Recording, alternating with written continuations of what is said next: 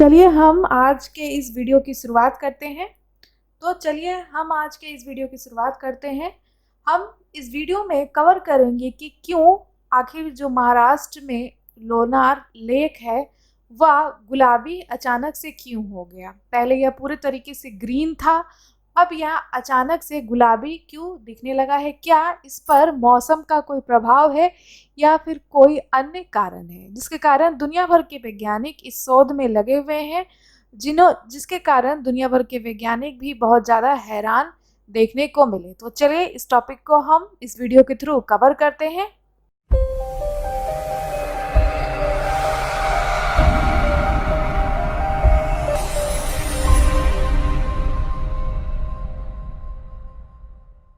कि आप अमित सर को अनअकैडमी पर इस लिंक पर जाकर फॉलो कर लें, और अगर आप किसी भी कोर्स को खरीदना चाहते हैं तो अमित फॉर GSP कोड का इस्तेमाल करें, जिससे कि आपको 10% का डिस्काउंट मिल जाएगा। और अब आप सर को अनअकैडमी के शौर्या यूट्यूब चैनल पर भी देख सकते हैं। सर के द्वारा वहाँ पर डेली शाम को 4 बजे लाइव आर्ट एंड कल्चर की क्लास ली जा रही है, तो आप उन्हें वहाँ पर देखना ना भूलें। आइए हम आगे देखते हैं। हमारा जो आज का टॉपिक है कि क्यों गुलाबी हो गया लोनार झील का यह पानी। यह बिफोर की फ़ोटो है और यह आफ्टर की फ़ोटो है। पिछले 10 दिनों में इस तरीके का पहले यह पानी पूरे तरीके से पिंक देखने को मिला, उसके बाद अभी पूरे तरीके से रेड हो चुका है। और ऐसा नहीं कि यह पहली बार हुआ है, लेकिन इस बार कुछ ज़्यादा ही मात्रा में बोल सकते हैं या कुछ ज़्यादा ही डार्क कलर इस बार देखने को मिल गया है। पहले आप देख सकते हैं इस तरीके से यह पूरा ग्रीन जो झील है, इसे कैटर भी कहते हैं, या जो है कुछ इस तरीके से दिखता था। अब हम बात करते हैं यह क्या है और कहाँ पर स्थापित है। बात करें अगर हम इस झील की तो यह इसे लोनार झील भी कहते हैं और लोनार कैटर भी के रूप में भी माना जाता है। जी हाँ, कैटर जहाँ से ज्वालामुखी की उत्पत्ति होती है, जो ज्वालामुखी का मुंह होता है, उसे कैटर भी कहा जाता है, जिसके कारण इसे लोनार कैटर कहा जाता है। इसे बहुत सारे जो राष्ट्रीय भू विरासत स्मारक में भी शामिल किया गया है। जी हाँ, और आपको बता दें इसके अलावा अगर हम बात करें इस पर, तो Smithsonian institute, the United state geological survey of India, university of Sagar and the physical research laboratory भी इस पर काफ़ी रिसर्च और स्टडी कर चुकी है। इस साइट पर यह आप देख सकते हैं, कुछ इस तरीके से दिखता है लोनार झील। और हम कुछ जो महत्वपूर्ण पॉइंट्स हैं उसे देख लेते हैं। यह जो झील है यह खारे पानी का झील है। यह बुलडाणा जिले में महाराष्ट्र के लोनार में स्थित है। उसके अनुरूप यहाँ का नाम दिया गया है लोनार झील। जी हाँ, यह जो झील है यह प्लेस्टोसीन युग के दौरान पृथ्वी के प्रभाव से एक क्षुद्रग्रह से टकरा के दबाव पर बना। जैसे कि हम सभी जानते हैं कि जब उल्कापिंड या क्षुद्रग्रह धरती पर गिरता है तो वह जितनी तेजी से धरती पर इस तरीके से धरती के सरफेस पर गिरता है, तो वह जो जमीन जब नीचे पूरी तरीके से धंस जाती है तो वहाँ एक गड्ढा हो जाता है। उसके बाद धीरे धीरे वहाँ बारिश का पानी जमा होने लगता है, जिसके कारण यह झील का रूप ले लेती है।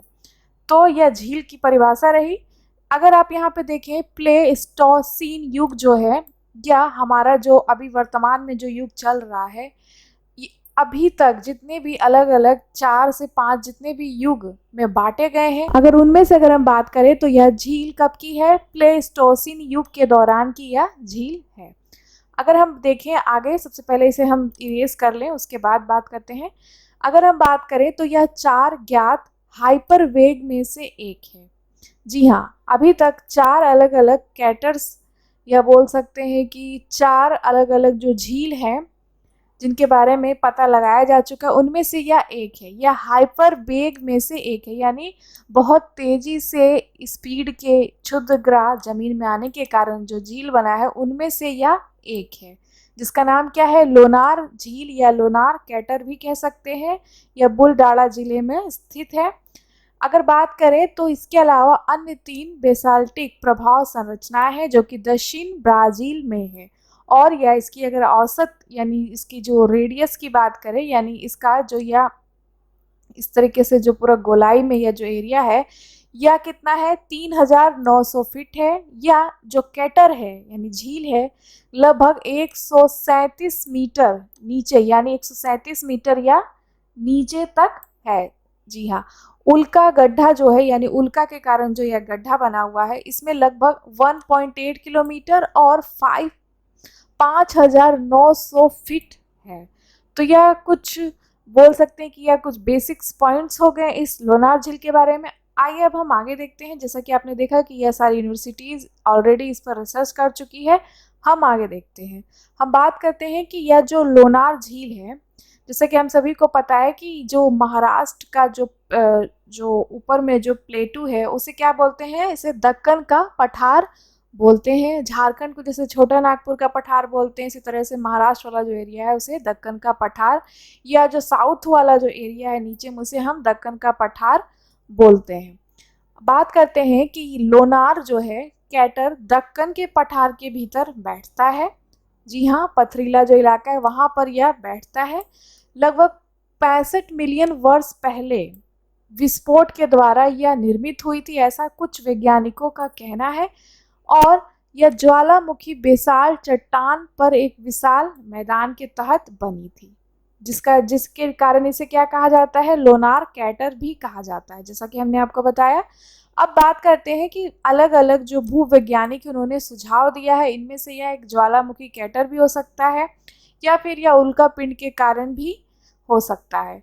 अगर हम बात करें उल्का पिंड के प्रभाव के कारण अगर परिणाम स्वरूप समझा जाए तो या 35,000 से लेकर 50,000 साल के पहले के बीच में यह मतलब हुआ है, ऐसा अनुमान जो वैज्ञानिक है, जो भूवैज्ञानिक उन्होंने लगाया है।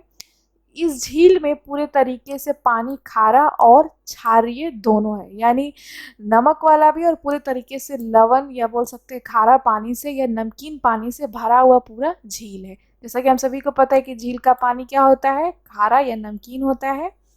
अगर हम बात करें आगे तो जितने भी भूवैज्ञानिक हैं, परिस्थिति वैज्ञानिक हैं, पुरातत्वविद हैं, प्राकृतिकविद हैं या फिर एस्ट्रोनॉट्स हैं, खगोलविद हैं, क्रेटर झील पारिस्थितिकी तंत्र में इस यानी अगर हम बात करें तो इसमें बायोडायवर्सिटी का एक बहुत ही बड़ा रूप देखने को इस झील में मिलता है। उन्होंने अपने अध्ययन के थ्रू बताया है, जो भी इन सभी चीज़ों से रिलेटेड स्टडी या रिसर्च करते हैं। जैसा कि हमारे जो साइंटिस्ट हैं जो कि नासा में हैं या फिर बोल सकते हैं इसरो में है, जो रॉकेट यानी स्पेस पर रिसर्च करते हैं, उसी तरीके से भूविज्ञान के लिए भी यानी ज़मीन पर जो चीज़ें उन पर भी रिसर्च होती है, उनकी भी अलग अलग टीम है, जिसे हम भूवैज्ञानिक भी कहते हैं या फिर बायोडायवर्सिटी यानी हमारा जो इन्वायरमेंट है जो जो उसकी स्टडी करते हैं, उन्हें पारिस्थितिकी विज्ञानी भी कहते हैं।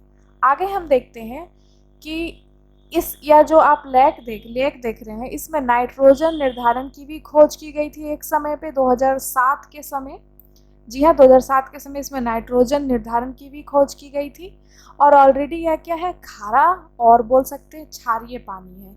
अगर हम बात करें और रिसर्च की तो जो आईआईटी बॉम्बे है उसने भी यह बताया रिसेंट में जब उसने अध्ययन किया कि झील की जो मिट्टी है उसमें खनिज है जो कि अपोलो कार्यक्रम, जो कि चंद्रमा का जो कार्यक्रम है, जो चंद्रमा की मिट्टी या चट्टान है उसे संग्रहित करने के लिए किया गया था, उस कार्यक्रम के दौरान वापस लाए गए चंद्रमा की मिट्टी में पाए जाने वाले खनिजों के समान है। जी हाँ, हम बात करें तो यह जो झील है इसकी मिट्टी में कुछ ऐसे खनिज हैं जो कि चांद से लाई जो मिट्टी या चांद पर जो पाई जाती है मिट्टी या चट्टान उसके समान है, इसलिए यह बहुत ही महत्वपूर्ण और स्पेशल इम्पैक्ट डालता है। हम बात करें अगर इसकी हिस्ट्री की तो हिस्ट्री कुछ इस प्रकार से इस झील का जो उल्लेख है वह पहले स्कंद पुराण, उसके बाद पद्म पुराण जैसे जो प्राचीन ग्रंथ हैं उसमें देखने को मिले हैं। 1600 ईस्वी में जो है इसके बारे में लिखा गया है द N.A. अकबरी में। जी हाँ, उसके बाद अगर हम बात करें इस झील पर जाने वाला पहला यूरोपीय 1823 में था, जो कि ब्रिटिश अधिकारी था, J.E. अलेक्जेंडर था।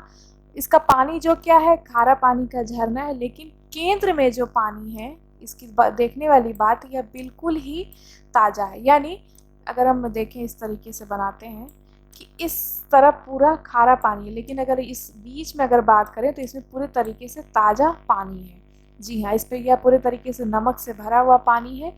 इसके पानी का जो इस्तेमाल है नमक, साबुन वगैरह बनाने के लिए भी किया जाता है, जिसके कारण जो राज्य हैं वह काफ़ी इसके कारण फ़ायदा भी उठा पाते हैं। तो हिस्ट्री में और हम 1-2 पॉइंट्स को देख लेते हैं जल्दी से। अगर हम बात करें तो मौर्य साम्राज्य का भी हिस्सा रह चुका है यह लेक, लोनार लेक जो है। सातवाहन साम्राज्य का भी हिस्सा रह चुका है। चालुक्य राष्ट्र कूटों ने भी इस क्षेत्र पर शासन किया था, महाराष्ट्र वाला जो रीजन है वहाँ पर। उसके बाद अगर हम बात करें तो अंग्रेज के काल में इस क्षेत्र में व्यापार जो था बहुत ही ज़्यादा हाई पिक पे बोल सकते थे। फिर हैदराबाद के निजाम हो, फिर यादव हो या फिर मुग़ल हो, इन सभी ने यह जो एरिया है इस पर व्यापार किया है, इस पर एक अच्छा खासा रेवेन्यू जनरेट किया है। और अब वहाँ की जो राज्य सरकार है वहाँ से नमक और शीशे वगैरह के लिए इसका इस्तेमाल करती है। तो आपने देखा कि किस तरीके से यह जो लोनार लेक है किस तरीके से रेवेन्यू भी जनरेट करके दे रही है। इसलिए यह जब पिंक हुआ तो सभी की नज़र इस पर आकर टिक गई। अब हम अगर बात करें जियोलॉजिकल ऑरिजिन की बात, यानी इस इम्पैक्ट कैटर का बात करें, तो जैसे कि हमने आपको बताया कि यह धूमकेतु या क्षुद्र ग्रह के प्रभाव से बनाई गई है। कुछ लोगों का कहना है कि ज्वालामुखी उत्पत्ति से इसे माना जाता है, लेकिन इससे एक प्रभाव गड्ढों के रूप में मान्यता प्राप्त है। हालांकि कुछ वैज्ञानिकों में अभी भी इस तरीके का मसला है कि यह ज्वालामुखी से उत्पत्ति है, लेकिन कहा जाता है कि जिस तरीके से गड्ढा है हो सकता है कि यह जो है धूमकेतु या क्षुद्र ग्रह के कारण बनी है या डेक्कन ट्रैप के भीतर पाया जाने वाला है। जी हाँ, अगर हम बात करें आगे तो देखेंगे कि यह इसका जो आकार होता है वह अंडाकार आकार का होता है। ठीक है, उल्का पिंड का प्रभाव जो है इस पे 35 से 40 डिग्री के कोण पर आया था।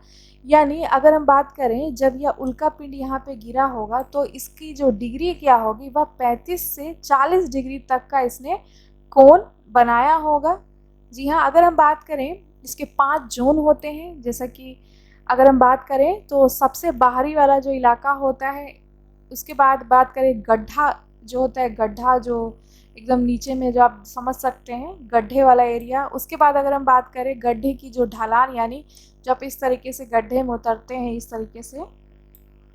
तरीके से समझ सकते हैं आप, तो वह गड्ढे की ढलान वाला एरिया हो गया इसका एरिया। उसके बाद झील को छोड़कर गड्ढा वाला बेसिन, यानी जहाँ से यह पानी जो है गिरता है, सारा बेसिन क्या होता है बेसिकली, जहाँ पर सारे तरह से पानी आकर इस तरीके से एक जगह जमा होता है उसे ही हम बेसिन कहते हैं। तो जो ये बेसिन वाला एरिया ज्वालामुखी में होगा वो एरिया, और उसके बाद इस झील में जितनी बोल सकते हैं कि गहराई हो, तो या कुछ 5 जोन अलग अलग झील में, किसी भी झील में इस तरीके से बांटे जाते हैं।